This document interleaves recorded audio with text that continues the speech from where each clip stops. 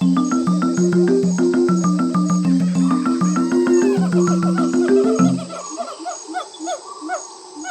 you hear the drums? Do you hear the monkey noises? Yes. Yes, once more, my dear little monsters, April is upon us. That's the sound of an atom. No, I saw a spider. And what you're hearing is an alley. Aww. It's a spider. It's a little friend that eats bugs for me. That was. Rolls upon us again. I hope that sounded okay. It was a little. It was pretty good for like a kawaii Tarzan. Okay. Ooh. Okay.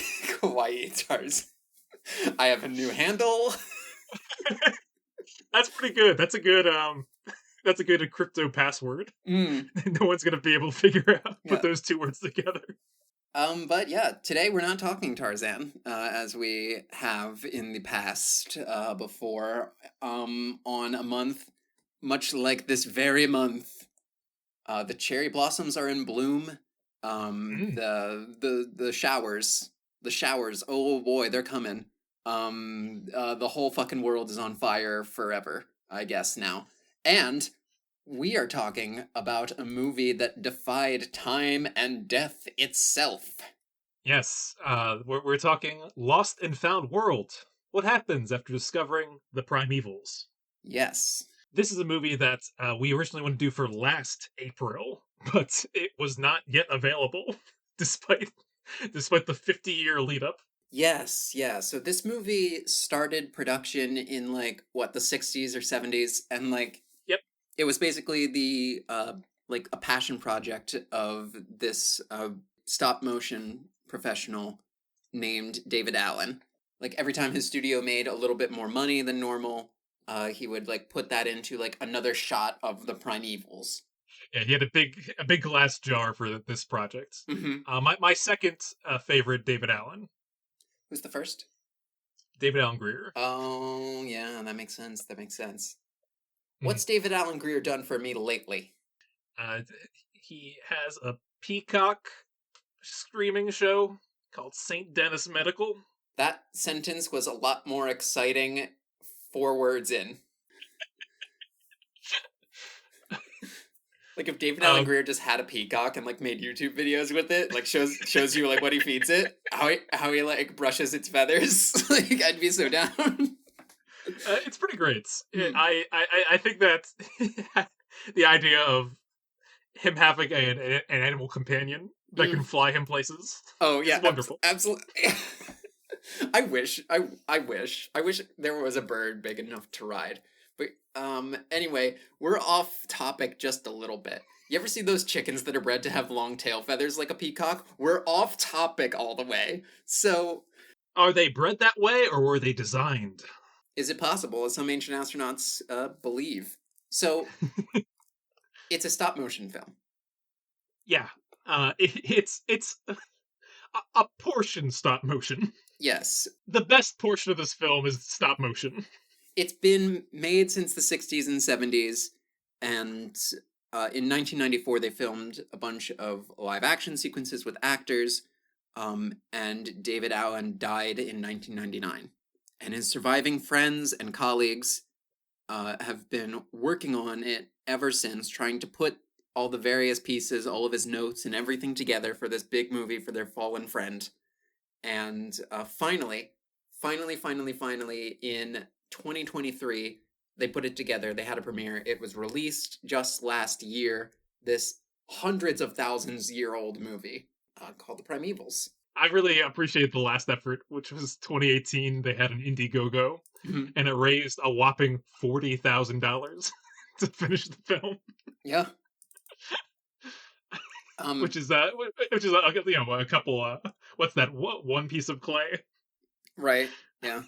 So, Adam, what did you think of the movie overall before we talk about the whole premise and everything? In general, I think it does a very good job of encapsulating the genre of B-movie that it participates in.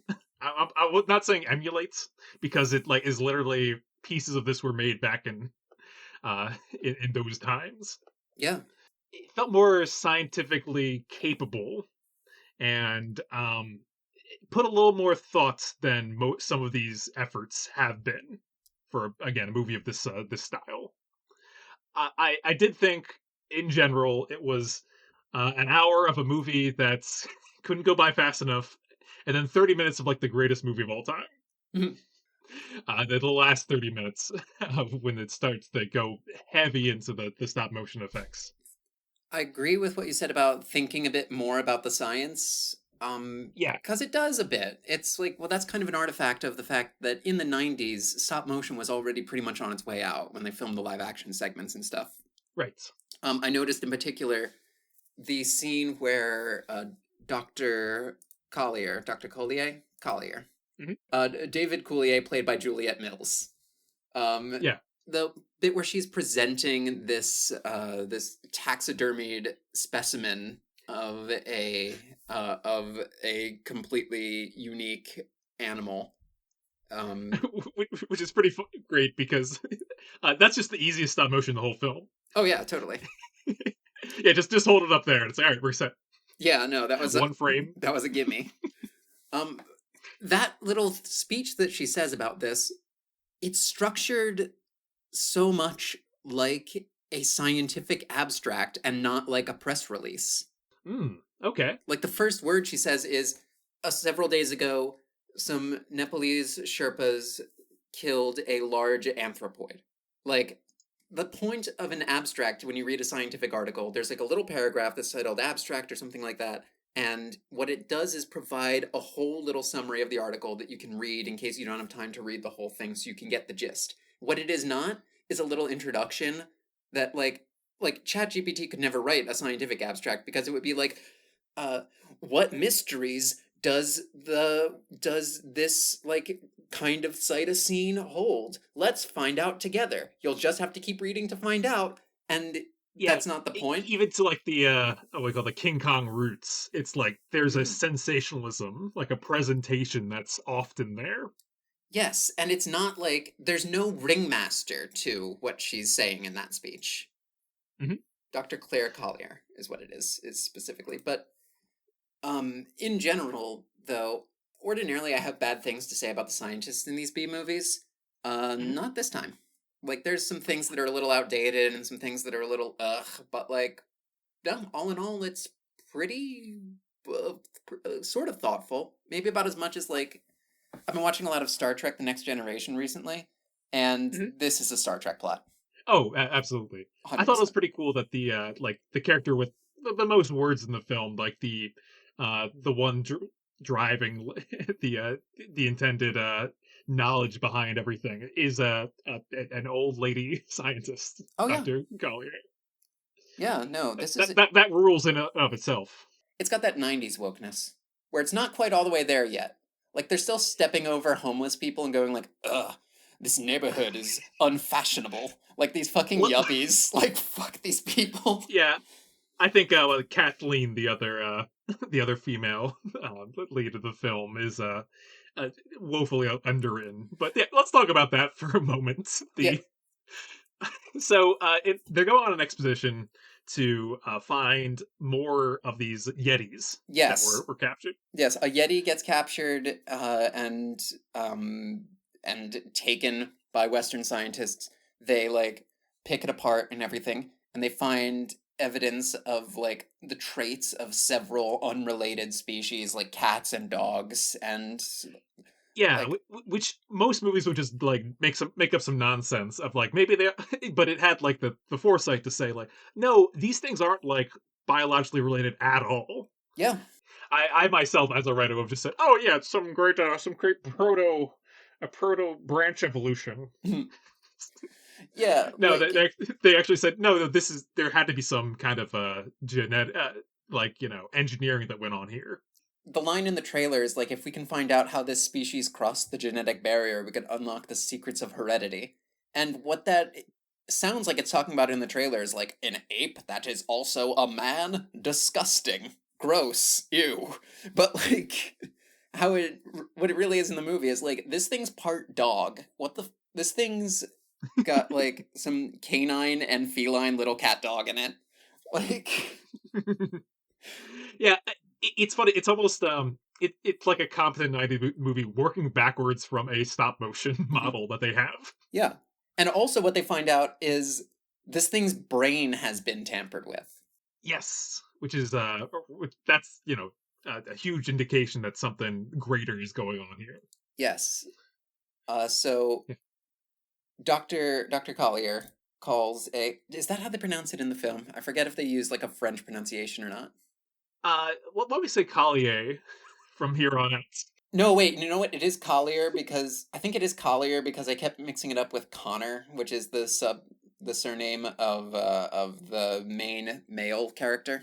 So, yeah, so we got Connor and Collier. Hmm. All So right, let us not be confused any further. yes. So Matthew Connor, which Mhm. some fucking guy named Matt is. Wait, but who's played by Richard Joseph Paul? Oh my So, god, this guy has five three, first names. He can kill so five many. white guy names all met together. Richard, Joseph, Paul, Matthew, and Connor walk into a bar, and the bartender says, "Hey there, one individual guy. What will you have?" But yeah, so Matthew Connor shows up to this press release. He just got back. He doesn't know that Yetis are real, and uh, like he's blown away by it and everything. And he talks to Dr. Collier afterwards and is like, "So, like, I guess you owe me an apology because I didn't know because I told you that Yetis were real." And it's like, yeah, but we didn't have evidence until now. So it's like, Yeah, it's a pretty good response to a cocky student, where it's like, no, you misformatted your paper. You said they were real. That's different than them actually being real. yeah, you didn't frame it as speculative. You said like, I know for a Yes. fact in my white boy heart that these are real. Yeah. Take your three white guy names and Yeah. apply this correctly. I am the keeper of the five white boys. I I control all of space and time, and I know that Yetis are real, despite having no evidence at all. But anyway, she's like, "You are my student that did write a paper about Yetis, so you're coming with me. I'm tapping you for this expedition. We're gonna go and we're gonna find this big game hunter in Calcutta." There's the scene where they step over a homeless person and they're like, "Ew, gross, poor people." Like I just like I like how Calcutta is like the all right. How foreign can we get? But we only have white people to work with. it's pretty bad. There's like some people wearing like turbans or like some kind of Yeah, headscarf device, and the then like costume department's like, all right, listen, all we got. They're like struggling behind the scenes. All right, we for costumes we only have turbans, and for actors we only have white people. How does this work? but then also there's like some dude shows up like throwing a knife back and forth to himself wearing like the loudest Hawaiian shirt, and it's like, why do these people, how are these people all on the same team? Why do they all roll together? Did you find the knife throwing back and forth the most least threatening I've ever seen a knife? Honestly, I throw things back and forth to myself all the time just to fidget, so like, Mm, no, it's not very threatening. yeah, but they go to big game hunter named Rondo Montana, Rombo Mampamba. the biological father of Hannah Montana. Mmm. Oh wow. uh, Captured. She was killed in action by Billy Ray Cyrus, Mm. and they made a fake persona to, to to be a pop star for Miley. Okay, we've gone too far. um Yeah, so Rondo Montana, who is like this big game hunter, which after the scene in Calcutta at least, um, I like him because his backstory is he doesn't do safaris anymore because it's gotten too easy. Like back in the day at the time, it used to be like, you would go out with some guys, you would like start out in Nairobi, and then you would take like an expedition and be out in the woods for like, you know, days and weeks on end and bring something back. And these days, like, you get out of the hotel, you fly out from the plane, you kill like a bajillion goddamn giraffes, and then you just go down and you just pick them up, and then you fly back in time for drinks. And it's not like what he's talking about is like the enshittification of big game hunting, essentially. Yeah, it's too much of a tourist trap nowadays. Yeah, it's a lot better than like generic grizzled old white guy, good old days shit, I'll say. Yeah, yeah. Again, a surprisingly refreshing take on this type of muscle. Totally, yeah. Like I liked his thing. The eyes of a dying giraffe can change a man. Mhm. I've worked with giraffes. I still know the giraffes at the zoo's names, and even I thought that was a little corny. It's a silly line, is what it is. But like I get what you mean. Yeah, a shout out to April in April. Mm-hmm. Oh yeah, yeah, that's right. There was a giraffe, famously several years ago named April. Um, for some reason, they put a lot of emphasis on that giraffe in like the national media. Like we got so many people showing up to the Philadelphia Zoo asking where April was, and I was like, no, that giraffe was at a completely different zoo. And they were like, then why do I know about it? And I was like, fuck if I know, dude. I don't know. I'm not in charge of your algorithm. Leave me alone. Now, do you want to It feed was Stella B and Abby or not? it was a good algorithm move too because like whoever like was pitching it didn't know about giraffe gestation. Mm. Like it was like they announced it way too early, so people were impatient about that baby giraffe. Oh God, how long do giraffes have babies for? I imagine a long time. I don't know. I'm googling giraffe gestation. It's Monday. 13 to 15 months. Yeah, that's pretty long. Oh yeah. But okay, so How long was Alex they pregnant cheat for? 10 months. Okay, okay. That's she could be the missing link between human and giraffe. You can tell because she is a human being, but also she is graceful and doesn't get enough sleep and eats leaves. I'm trying to walk back. It's not working. That's a tough one to walk back. But if I could walk back, I would walk back in like crazy huge 12-foot strides. And then bend down to drink water like you've never seen before. Uh, Rondo Mm-hmm. joins up their team, and they all go to the the mountains of Italy, or Nope. yeah, I guess in this case, in real life, to film. Oh, yes, yeah. Yeah, in the film they go to the Himalayas. Yeah. Yeah, where the Yetis be. Mm-hmm. That's where they meet up with Kathleen and Mm-hmm. Siku. Kathleen, who is one of Dr. Collier's more recent students, her job in the movie is to Be- um never mind. I think she was intended as some kind of damsel in distress, but she's in exactly as much distress as everyone else. Mm-hmm. she, she's not any more romantically inclined to Matthew Connor before at the beginning of the film as towards the end, if I'm not mistaken. I don't think I see like she does she's there to like help Connor write the book Yeah. that Dr. Collier said she was going to write with him. Should we spoil the movie? Let's not spoil the movie. Uh. Well, we're. Uh. Let's We should kind of cite spoil the that. movie. Yeah. Yeah. If we recommend seeing the Primevals, Mm-hmm. if you. If what we've talked about so far interests you, you can find it on Shutter or on the internet. Yay. But yeah, again, to me, it's like a working backwards thing. Like someone made the poster like in the '70s, and they said, shit, we need a girl here," Yeah.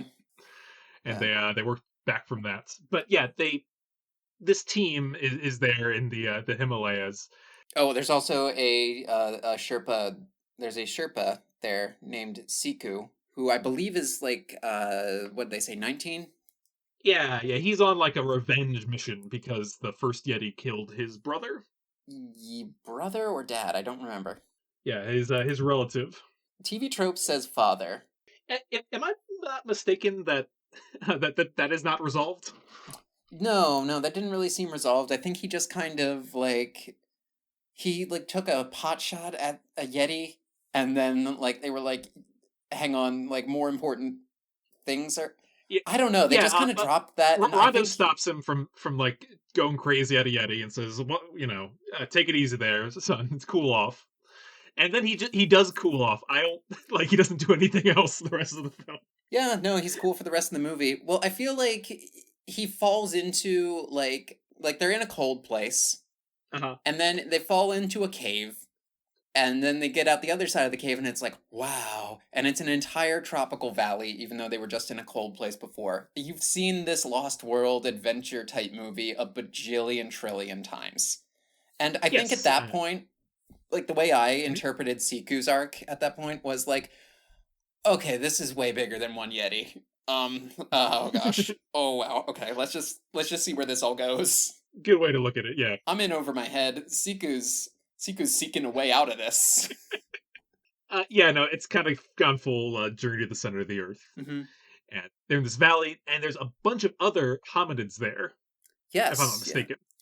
Yeah, the first thing they see is like some, like you can see it on one of the posters, but the first thing they see are some weird, like interesting hut type structures that are like on roots that are elevated a bit. Being populated by ape men! Yep, man. Exclamation point. Oh, I see. Which is, Because I assume that's how they wrote in the script. I didn't. I wasn't there. well, from a distance, it just looks like short, kind of fur-covered hominoids, like ape, like literal ape men. They identify it as Pithecanthropus, maybe even Australopithecus. Now, Pithecanthropus is not a valid genus and has not been since the 40s. Um, Matt Connor is like, they must have been here for 50,000 years. And then Dr. Collier is like, at least. Which, like, speaking of Star Trek, I know that like technobabble makes sense on a spaceship because we Hmm. like or like a starship because we haven't built a starship yet, so we don't know how it works. Okay, so you can make up something about tachyons or whatever. Okay, sure, sure. Like, why do movies always go for nonsense technobabble about paleontology? It's like, get a 12-year-old, get some bitch with a bachelor's degree, pay me. Oh, Like, I think it's one of those things where it's just invisible to most watchers, so they don't really go the extra mile. but it's like, the Hey, real number is much longer than 50,000 years. You could even, like, Australopithecus has been gone for more than, like, for over a million years, at least. yeah, yeah. No, I'm with you. Thank you. It's just now you know how I feel whenever they go into a ductwork in a film. Hmm. In Star Trek, they have these things called Jeffries tubes that you can climb through that have, like, access panels for things and just help you get to different parts of the ship that are more constricted. But that obviates the need for air ducts you can climb through. Named after Tyler Jeffries, who died in the invention. It is named after somebody. I think it's named after somebody on set who was named Jeffries. Who? That I love it. Yeah. Clearly, we're ramping up to some Star Trek episode in the near future here. Oh, I guess so. Yeah. Yeah. Yeah, But but yeah. So go on. there's a attack on these Australopithecine type uh, creature people. They're people. They make houses. These Australopithecine people, which I only questioned briefly because we don't really see a lot of them. And they find a corpse in the ruined village, and they find that it has a mix of. It's not an Australopithecine after all. It has a mix of ape-like and lizard-like features. Yeah, the lizard stuff is when this suddenly takes a turn. Yes, yeah, and that's where they go like, oh right, the Yeti was part cat dog. Um, they keep going downriver, and they find a whole another cave, a cave in a cave, and they go through it, and they find on the other side of it a like what is clearly a crashed spaceship and like a big terraforming laser and a huge dam. And they're like, what is going on? They get into the spaceship. They find a little mummified skeleton and they touch this device and a hologram shows up. And it's like this very like Disney animatronic of like almost like what is it? Like David Russell dinosauridoid kind of creature. Who the fuck is that guy with the fucking shit? Sorry. Wait. Yeah, a raptor wizard from space tells them about his journeys. Yes, a raptor wizard from space. Tell them about his and tells him about his journeys. Dale Russell. No, I was right. Yeah, it's a reptilian alien, and it relates the story holographically using pictures mostly because its language sounds fucking crazy. It's like.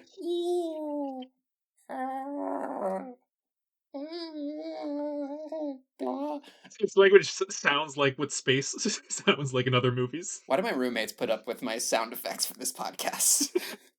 um, but it explains that the aliens crashed here and they started splicing themselves. They started splicing the life forms, and that's where things went wrong. And they were all like, "Wow, we learned something. Now let's go back to civilization."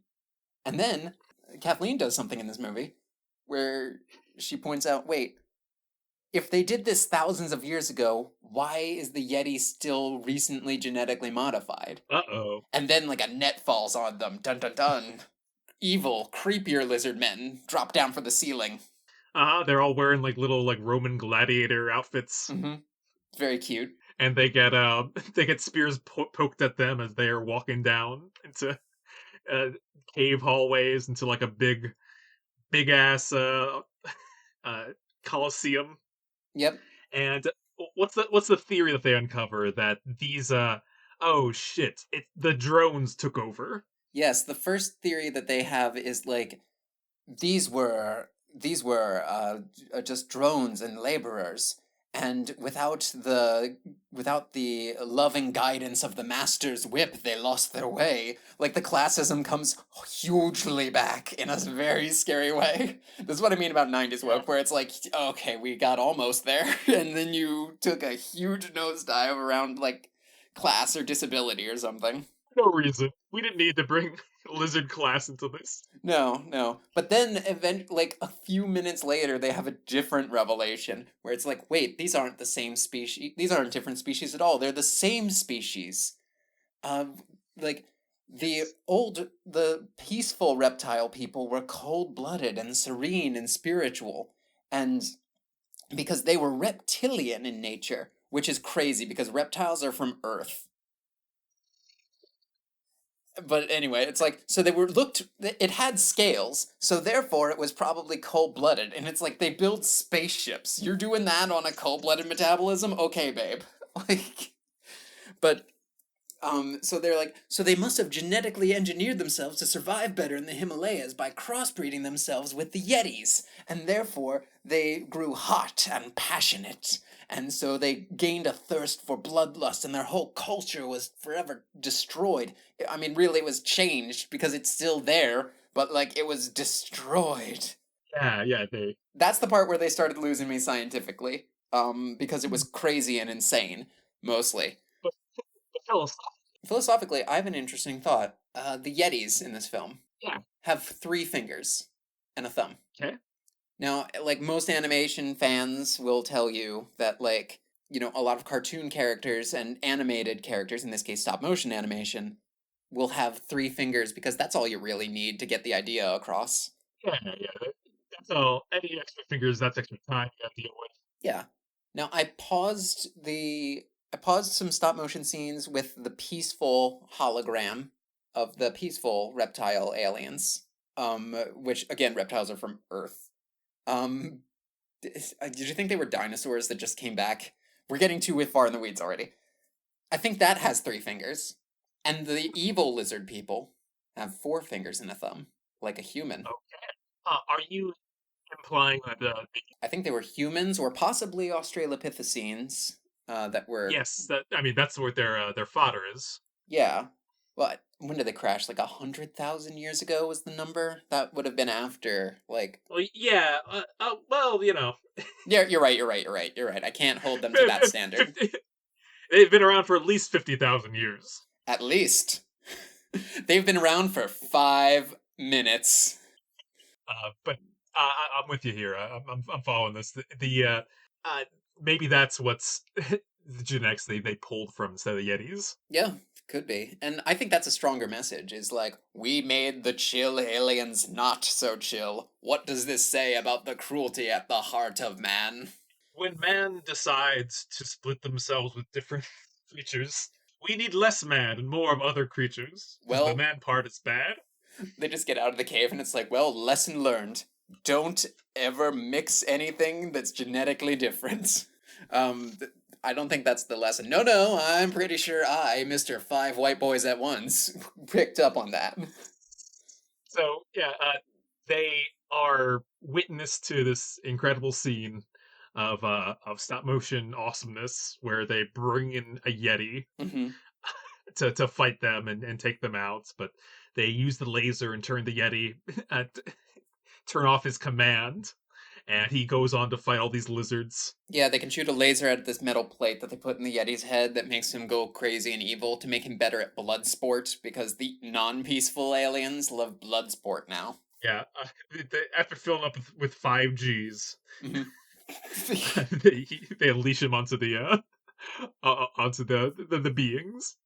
Yeah, yeah, onto the little Australopithecine lizard men type beat. And at that point they realized that, oh, this wasn't a worker class, these were the aliens themselves who tampered with themselves. They um uh they they kick off a big escape. They they break out of their cages. They head through the big door. Um, Dr. Collier doesn't head through the big door fast enough. she's staring at the Yeti just in kind of reverence and awe and like a bit of love for this intelligent beast that she's so fascinated by. Mhm. And in the moment of awe, she gets struck with an arrow. Yeah, that arrow is stuck in her. She slowly dies off. Tells uh, Tyler Douglas Justin Travis Griffin. to spread the he's, word about this about what you've seen here. he's his own brother, his brother, and him. His name can just be Mabim Bam. Yeah. So, Uh, t- yeah, they make a daring escape that also involves shooting the big, like, temple carving, rock carving laser thing at the dam, blowing it up, flooding the place to some, like, unknowingly big extent. I don't know if the whole city got wiped out or what in that.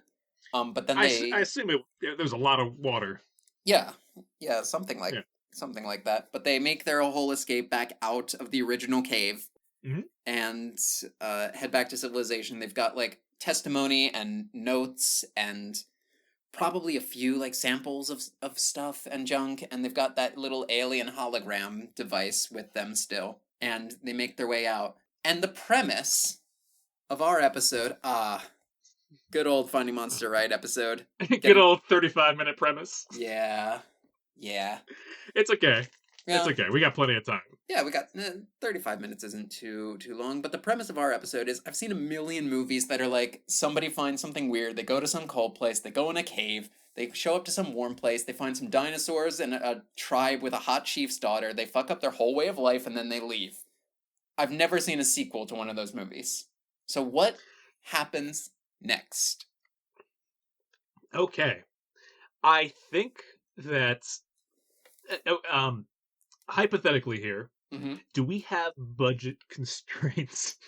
Um, I know part of this movie has to do with the fact that like these stop motion lizards are fucking expensive. yeah.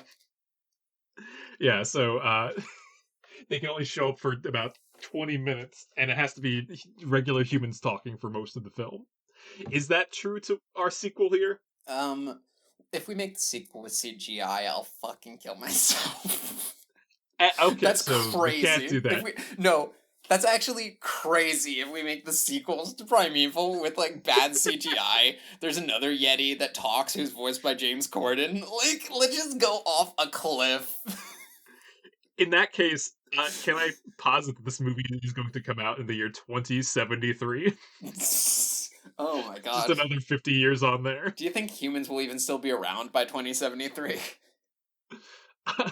I think they'll be mostly lizard, which is what I Mm, was thinking for this. A a good way to double down on this premise is that having seen and witnessed these guys going there, they leave Dr. Collier behind, right? yes. Well, that's all these lizards need to start unwrapping the the secrets of heredity. Mm, interesting. It's instead about less about the humans' discoveries and more about the lizards. Okay, wait. So the premise of the movie is like it's like fade in on Lizardtown, USA. Somebody is like helping clean up after the flood, and like No, I'm saying it's the inverse of the way this movie starts with yes, the Yeti okay, yeah. attack. So the protagonists are like some of the lizard people. Yeah, yeah. Uh, I was I was largely thinking of like okay, uh, we have to work with mostly humans, and the way to do that by still having this happen in the background is that these humans have lizard brains to them, Hmm. have lizard parts. The lizards have taken over. What if global warming is Mm. happening? Wait. All the Himalayas melt, Mm. raising the water level inside the cave and pushing out everything Oh, that was covered up. the Himalayas melt, and also that makes the Himalayas warmer, so the lizard people can spread more outside of the Oh tropical yeah. cave. Which also, like, why I, didn't the aliens just go somewhere? Like, why didn't they just all leave the Himalayas? The whole planet's not like that, gang. It's not Star Wars. maybe they have space travel, but their terrestrial vehicles are shit. Like they can't go that far. Is it possible, as some ancient astronaut theorists believe, that aliens did not have planes? We can only go to space. We can't go to sky. We can't go that Well, close. so I think that's something that might be that a sequel would be interested in exploring. Hmm. The Himalayas could be a prime location for the Primevals. That's what these lizards are, right? So that's, I'm not. if I'm not mistaken. I believe. I guess they're the primevals. I don't know who the primevals are. I don't think it matters. Yeah, yeah. I'm gonna call them the Primevals. The Meet the uh, primevals. they have a an underground civilization. Hmm. So what they do is they hollow out mountains and the like, and so they went to the biggest mountains on the planet to populate. Mm. Okay, that makes sense.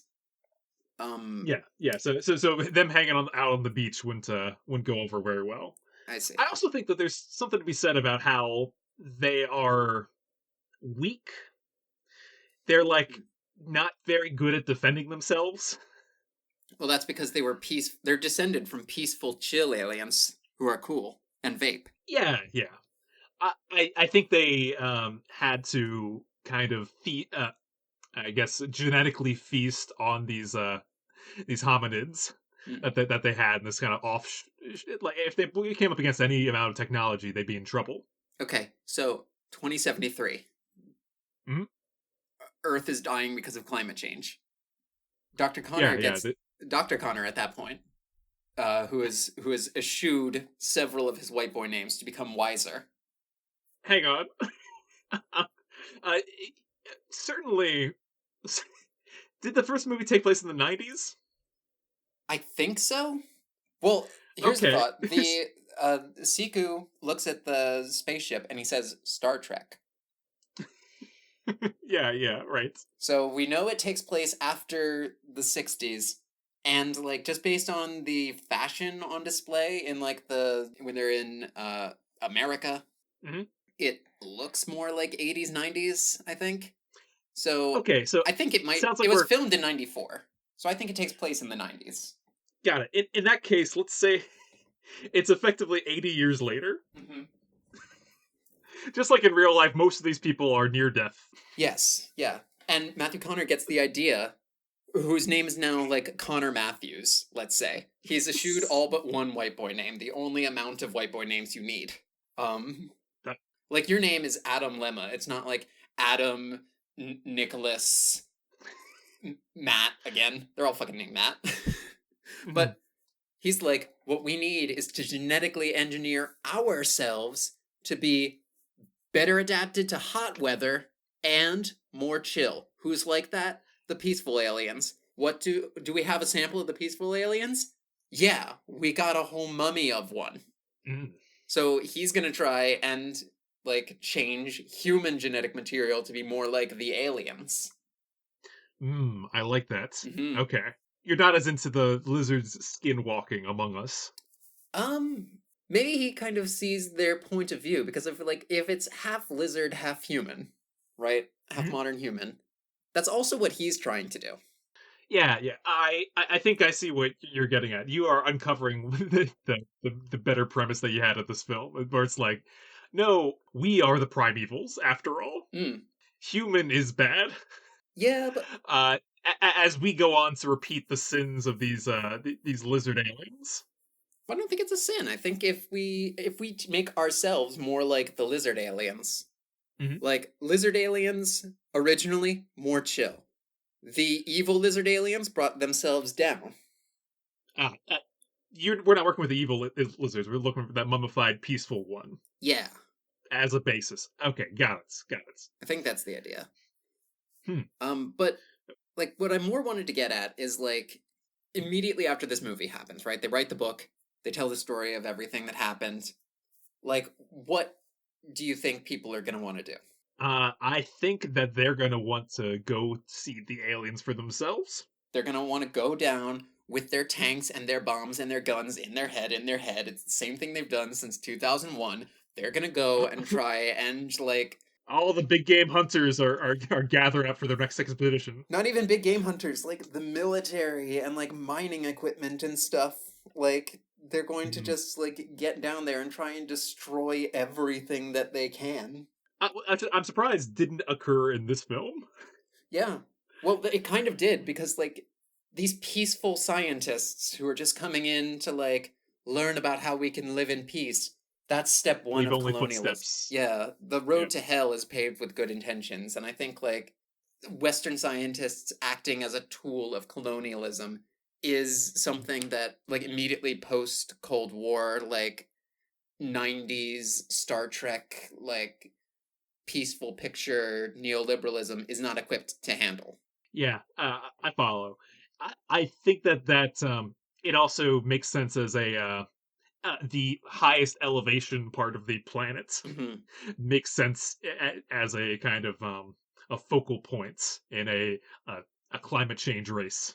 Yeah. Oh, by 2073, we could say it's a water world. Hey, Yeah, yeah. yeah, yeah. I also saw Noah recently, the 2014 movie. That movie is crazy. I've heard crazy things. Again, we're lining up some future future episodes. Oh my gosh. Yeah, like I'm not being a snarky atheist when I say this. I am a snarky atheist, but not like that. But like that is a fantasy movie.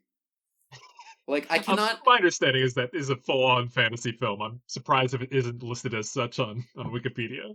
I can't emphasize enough how much rock people are definitely a part of the plot of the movie Noah. Like it is absolutely like the crazy thing is also like every time you see an animal, it's like you think you know what kind of animal it is, and then they show up on its face and it's got like a 17th dick growing out of its head, and you're like, oh, okay, that dog's wrong. Like all the animals are wrong slightly in a way that is like like on purpose. Yeah, I got it. Like, Okay, yeah, but so we talked about what the kind of lies for the future of the these lizards. They're under attack by the forces of Earth, mhm. trying to cover there. What is to become of the yetis? The Yetis. I think the Yetis are going to get hunted to extinction. I think like without Hmm. like ample like conservation resources added, I think eventually they're going to just get like completely tapped. If the last I think there's some interpretations that the last Yeti is the one that dies in the Colosseum. Oh, Yeah. But it's sad. it is. It's quite sad. But Yeah. yeah, I think that the Primevals, I think they might I don't think they can hold off the entire modern Earth military. Although, like, with advanced tech, like, maybe they're working on assimilating themselves with humans. There's a human faction that's working on assimilating itself with the peaceful ancestor aliens. Hmm. Like, maybe there's like an expedition back to the Primevals land in the midst of this military campaign to try and like take the mummy corpse. Yeah. Like the Primevals 2, Curse of the Mummy's Tomb. Like Nice. Yeah. To me, I'm thinking about like the end game of the picture, and I wonder if it's something Well, like, oh, go ahead. connect the snake's head to its tail. Like, okay, you are lizard men who have put human in you to try and get to a point, but you're evil lizard men. We are humans, and we are trying to like put some like good lizard man in us. So if we also put undifferentiated good lizard man in you and in us, then we can both be human lizards and we can all just be the same kind of guy. Hmm. I see. Okay, so it ends with everyone even playing field. Yeah. That we meet in the middle as half lizard, half man. Oh, everybody in the world is half lizard, half man now, and that's pretty all right with me. Like just Sounds good. scaly utopia is my pitch.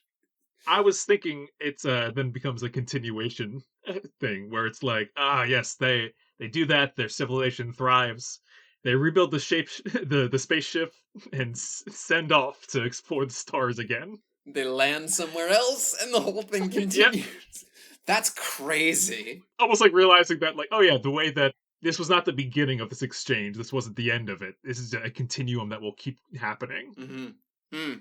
The beginning of the third Uh, movie just starts with 17 white boy first names going like captain's log. Start it like ah, Leanne's log. Captain's log. Captain Matthew Mark Luke John here. Captain John Paul George Ringo. Beefsteak man huge. What is slab squat thrust? Yeah, that rules. I think it's that would be a good follow up Yeah, to to hit on the premise one more time. That's taking this a bit further from both directions, meeting in the middle, would be a good Lost World premise. I think so. Um, Last note.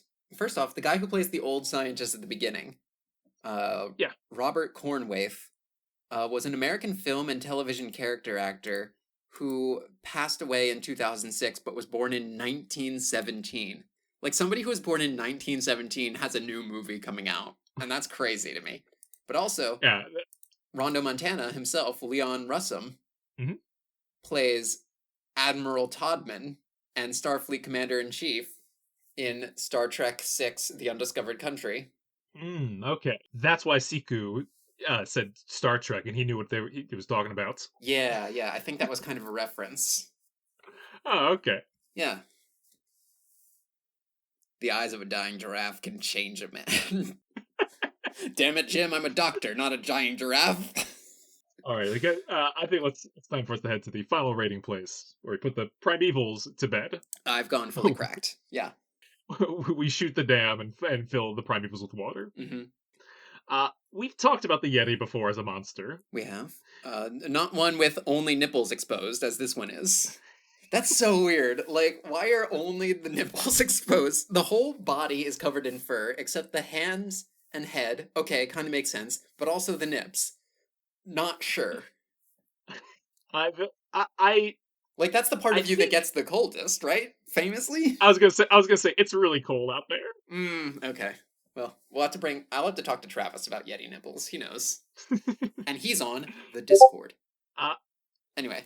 yeah, I guess for this one, it's a little sacrilege to ape world, but we should. I think we're rating the Primevals themselves. The lizard men.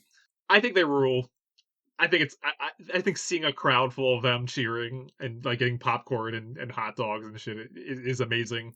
I wish this had like Star Wars sequel budget, but not writing, where it was Yeah, where like you could see like the stop motion lizard men, like somebody's going around the stands with like passing out like things of bugs, like it's popcorn.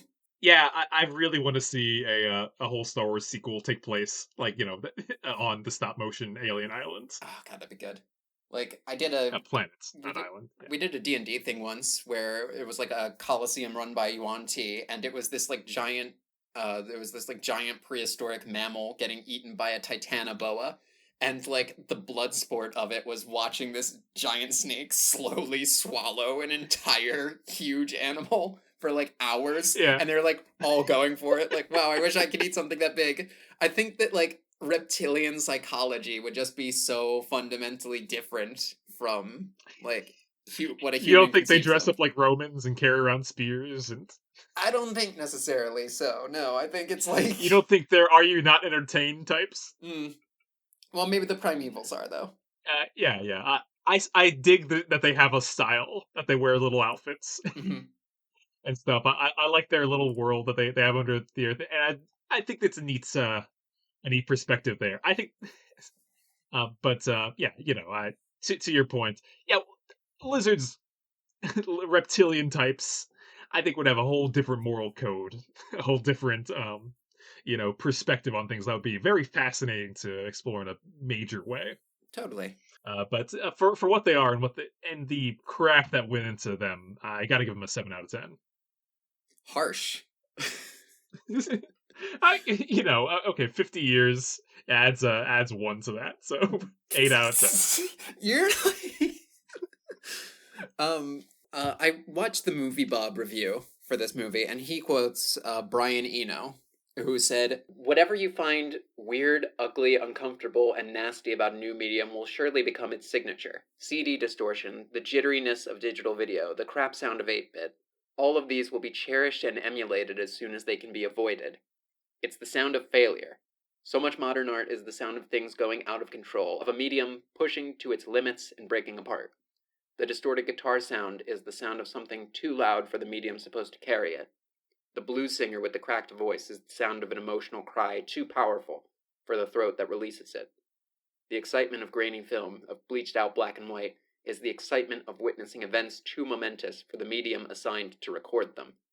And that, I think, is the point with stop motion animation. Like when these movies were first coming out, people were like, that looks fake. And nowadays, people are Yeah, like, so much nostalgia, not like CGI. right, right. It has a unique look. I would say that I have a huge respect for stop motion, Hmm. maybe more so than like a lot of other forms of media and art. Every Leica movie I try to catch in theaters, I'm slowly getting my wife to watch every Wallace and Gromit shorts. But We largely owe this podcast to stop motion animation. yeah, that's for sure. It has uh, a texture that literally appears on screen, and the effort is present in every single frame. Hmm. That you can, unlike CGI, which uh, can be quickly crafted and passed along, you need to use your little human hands to sculpt and very painstakingly shift around. I think anyone that's ever tried to do stop motion like myself has witnessed that. Oh my god, this is a monumental, incredible effort, and I totally understand why having uh, caliber effects at your disposal would lead to a passion project this long in the making. I don't want to shit on CGI at all, though, because, like, No, so much of what we consider bad CGI is just because it's rushed, because of, like, studio mandates and, like, how do we get more money faster and how do we increase the rate that we get more money? Like, just yeah, bullshit like that. I, But I think, like, as soon as they figure out how to replace CGI with something else, we're gonna be like, CGI. Oh, the Hobbit I, movies. Oh, that guy with the big scrotum beard who we love so much now. I'm still like awe CGI about things that from like from the 2000s. Mhm. Oh, yeah, Because it's yeah. like, well, it's like you look at like Davy Jones, and you're like, oh, it's because they had CGI artists that went to play at this that knew the limits of the medium and did their best to work around it. You had executives that didn't view CGI as like a cheap cut around. They viewed it as this incredible new awesome thing that we have to let like the artists and wizards like handle because I don't know how it works, but it's amazing. Wow. Yes, right. Yeah. Um Stop motion. It has a place in our hearts. It's we owe this podcast to stop motion because like what's the first podcast we ever listened to? Back in like the mid 2000s was Noxcast Radio with Robert Benfer and Jason Steele. Yep, And what's Robert Benfer's Clay Worlds? a huge influence. That's stop motion, yeah. Mhm.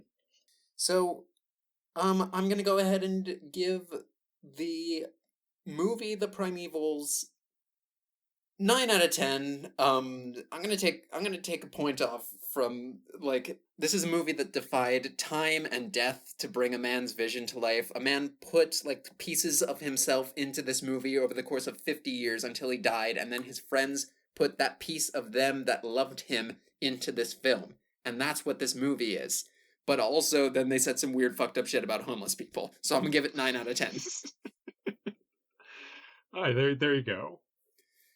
Yeah, it's like we said at the top, uh, a a great thing to unfurl. What's it? I have Shudder for a month, so I can see myself going back to see those that climax again. Yeah, totally. I'll rewatch it Yeah. as I probably should have for this episode.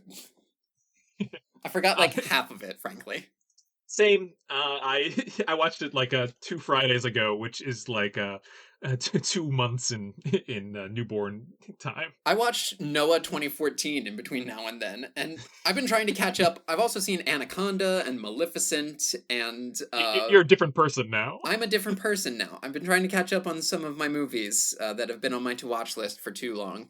Um, Specifically, one word films. yeah, Noah, Maleficent, Anaconda. What else did I say? Oh, I saw Clash of the Titans actually after the Primevals because I was in like such a stop motiony mood. And let me tell you, I like the Primevals more. Ooh, nice. Oh, that's another point. Would you consider the Primevals to be monster right media or monster wrong media? Hmm. Monster Right Media, Hmm. based off the relationship with the Yeti. The Yeti and the good aliens, I suppose. Yeah, Yeti stuff. It being the movie starts off with like almost like with a King Kong premise Hmm. that this is a giant ape bad, and the whole time it's just scientists trying to explain like why was ape bad, and realizing that it's like no, the lizards did it. Ape good. Ape good. Even lizard's good originally, but lizard and ape just shouldn't go together. But then maybe when they find out that they do work together. Our peoples can live in peace, Jean-Luc Picard. Well, thank you for joining us for another episode of Finding Monster Rights. Tune in for our next installment of Ape Rill. Yes, absolutely. Until. Ah, Oh, are you okay?